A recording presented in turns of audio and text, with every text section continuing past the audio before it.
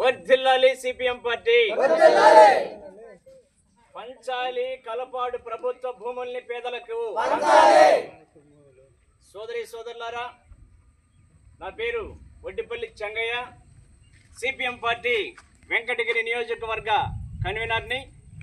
ఈరోజు జంగాలపల్లి సచివాలయం దగ్గర కలపాడు గ్రామంలో ఉండేటటువంటి దళితులు, గిరిజనులు, అలాగే బీసీలు, ఇతర వెనకబడినటువంటి సామాజిక వర్గాల వారందరూ కూడా సిపిఎం పార్టీ ఆధ్వర్యంలో ఇక్కడ ధర్నా చేపట్టడం జరుగుతూ ఉంది.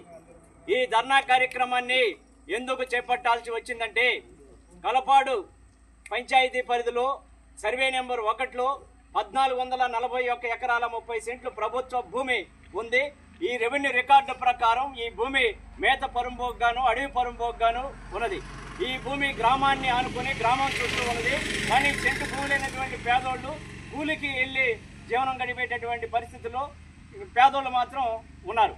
కానీ ఆ భూమి ఆ పేదలకైతే దక్కనివ్వకుండా అగ్రకుల పెత్తందారులు కొంతమంది వాళ్ళు స్వాధీనం చేసుకొని వాళ్ళ వరకే సాధించుకోవాలనేటువంటి రాజకీయ పలుకుబడిని ఉపయోగించి వాళ్ళు సాధించుకోవాలని, వాళ్ళు దక్కించుకోవాలనేటువంటి ప్రయత్నంలో ఉన్నారు తప్ప ఈ గ్రామంలో ఉండేటటువంటి దళితులు, గిరిజనులు, పేద వర్గాలకి సెంటు భూమి వచ్చేటటువంటి పరిస్థితి కానీ, సెంటు భూమి రెవెన్యూ అధికారులు స్పందించడం కానీ, అక్కడ పాలకులు స్పందించడం కానీ, ఆ విధంగా ఈ భూమిని వందలాది సంవత్సరాల నుంచి అక్కడ భూమి ఉంది. కానీ పేద వర్గాలకు మాత్రం ఆ భూమిని పంపిణీ చేసినటువంటి పరిస్థితి ఇంతవరకు కనబడలేదు. కాబట్టి 2013 నుంచి ఆ భూమి మీద పేదలు ఉన్నారు. ఆక్రమణ చేసుకోవడం, చెట్టు పుట్ట కొట్టుకోవడం ఇవన్నీ కూడా చేస్తూ ఉన్నారు. కానీ 2014లో దళిత గిరిజనుల మీద కేసు రిజిస్టర్ అయింది, కేసు నమోదు కూడా చేయడం జరిగింది.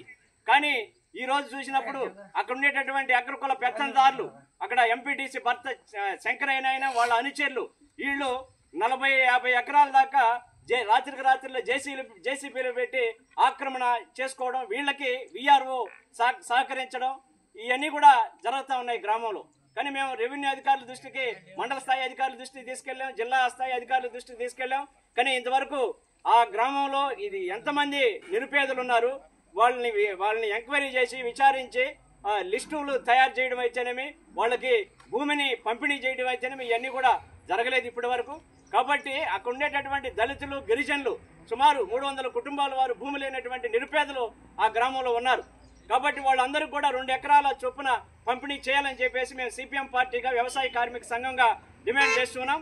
అలాగే ఆక్రమణ చేసినటువంటి అగ్రకుల పెత్తందారుల పైన కేసులు నమోదు చేయాలి. దళితులు ఆ భూముల్లోకి వెళ్తే మీరు రానియడం లేదు, ఫారెస్ట్ వాళ్ళని అడ్డు పెట్టడం, ఫారెస్ట్ వాళ్ళు వచ్చి అడ్డుకోవడము, లేదంటే రెవెన్యూ వాళ్ళు అడ్డుకోవడము, ఇంకోటి అడ్డుకునేటటువంటి పని, పేద వర్గాలు పోతే అడ్డుకునేటటువంటి పని చేస్తున్నారు.